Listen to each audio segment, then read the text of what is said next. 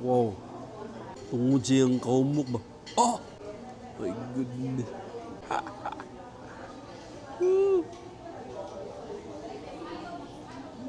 Natatay karon sa Damaktan New Town, Lapu-Lapu City, Cebu. Naatay na diskubre na sad nga bag-o, lami ug barato nga restaurant. Gitawag din nila nga Amamiya. Pero kung imo siya tan-awon sa gawas, intimidating gyud kay tungod sa kanindot sa ilahang dining. Labi na makita nimong live seafood sa gawas, wag dili na ka masulod. Ayaw kadlok, sulod dayon. Or pwede nimo ma-check ilang menu sa gawas kay makita nimo nga aduna sila yung mga rice bowl that is only for 215 pesos or 215, good for sharing na. So dili ra kay mauna siya. Ubay-ubay pa ilang mga rice bowl. So kaning ako gi-order is ang baked pork chop and then ang steamed chicken with Chinese sausage. So aside na aduna po sila yung mga dim sum like this hakaw, ang siomai, ang chicken feet, and then nikuha po ko sa ilang vegetable. Kani gitawag nila nga stuffed egg. Nikuha po ko sa ilang noodle with soup nga adunay beef and then dumpling dire. So kani is 375 pesos. Good for sharing gyapon ko sa ilang pangmalakas ang patatim. I believe this is good for 5 to 6 people nga adunay kauban nga kwapaw, ubay-ubay gid ang kwapaw. So, syempre, di ginabuwagtang ginang dessert ko sa ilang butche nga adunay Nutella sa sulod o butche nga adunay ube sa sulod. So, kuyugi ko ninyo nga mukaon silang mga lamian o barato nga pagkaon diri. Pero kaning Amamiya, sister company ni siya sa The Ching Palace and Master Po. So kanang Ching Palace, they have started I think 2003.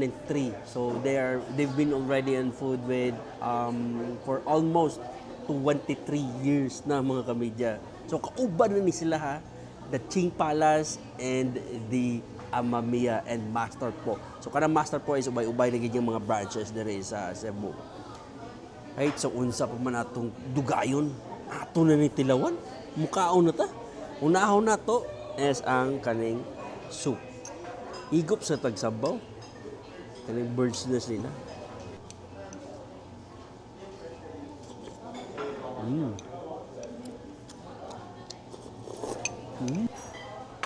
Lami ay. Gab. Anyway, let's move sa patatim nila. Ato na nihiwaon eh. Wow. Oh my goodness. Wow. Oh. Ato butangan ng sauce. Then, kana. Wow.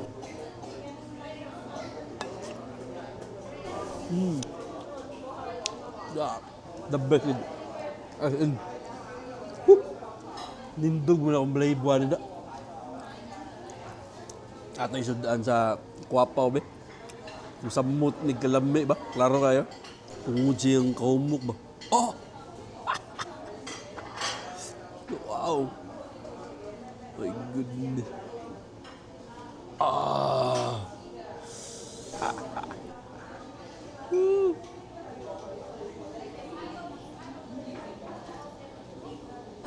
Or medyo the best gini lang patatim eh.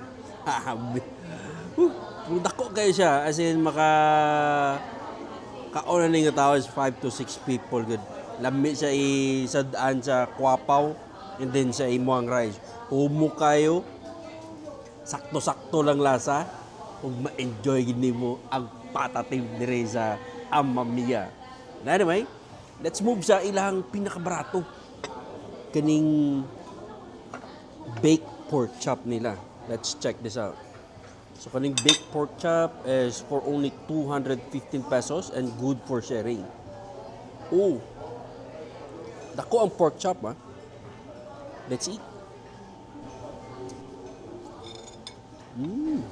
Kaning nga serving is dili sa mahurot sa usa ka tawo. Mga 2 or 3 gini ka tawo. Tungod sa kadako niya, lami pa gyud. For only 215 pesos. This is a must try. Then let's check this steamed chicken with Chinese sausage.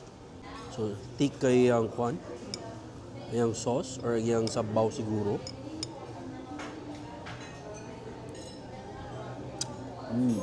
Oh. Uy, adun na yung mushroom. There's a mushroom on this. So this time is, ato siyang kanon with the sausage and egg.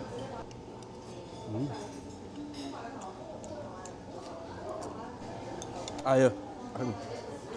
This is a must try. Barato pa rin. Tinuod yun nga labi og barato ha. Sa katong gikaon ako nga steamed chicken with Chinese sausage for only 275 pesos. Grabe ka sulit, as in mura na. Buta na pa na sila ginansya na. Ya, nindot pa kayong lugar, ya, nindot pa kayong service, limpyo pa yun. As in, makaingon ka nga intimidating ka siya sa gawas, murag dili ka masulod. But I bet on you. Check the menu outside, nara sila yung menu sa gawas. O kaya, o tanawa, mayo. So let's move with the dumpling. So, kanina kuha na to isang hakaw. Dala. Oh, wow.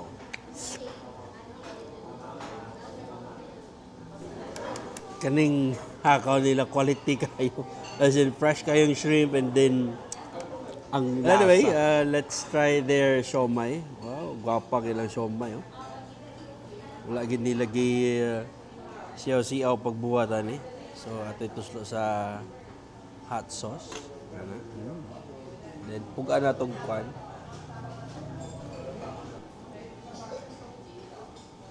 Ilang siomai kay meaty kayo. Saburuso. Tender ang meat sa sulod. Juicy siya. And then, naipagka-chunky. Wala kayo malasahan niya, harinan. Wala siya, gold nga harina. Oh, so fresh, grabe. Delicioso. Mamma mia. Alright, so let's try the chicken feet, diba? By the way, si Mrs. ni orderan eh. Dili siya kayo halang. Andun ang aroma or ang ilang timpla. Lahi na good. Makahurot nagdagal nga rice. Basta ingon ani kalabi. Okay, so let's try their vegetable. Their stuffed eggplant. Wapa kayo siya. As in. Daggan siya gibutang na yung mga tomato. Na siya corn. Na siya grind pork. And then na yung mga spices. So kani. Muna itong kanon. Ari na nato i-kanon dire. Total ako kami bitaw ni Mrs. mukaon na ni. Oh.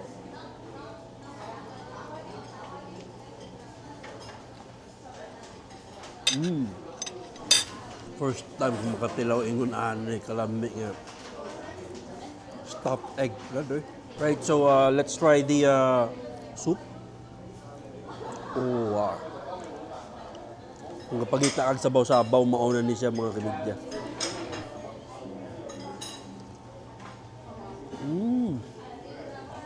Namiani sa mga tingwan-uwan. The best ang sabaw. Check this out. Beef cubes.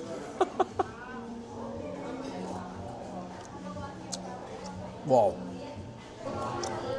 Makapanglingo man ani, makapanghapak mataglamisa ani sa kalami.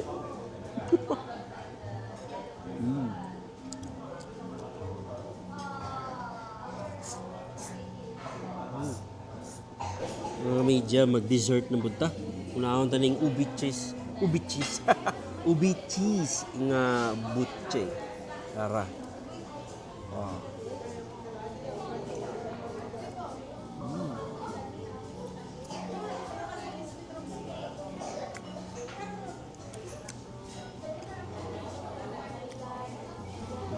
Mga kamedya mo manatagkaon.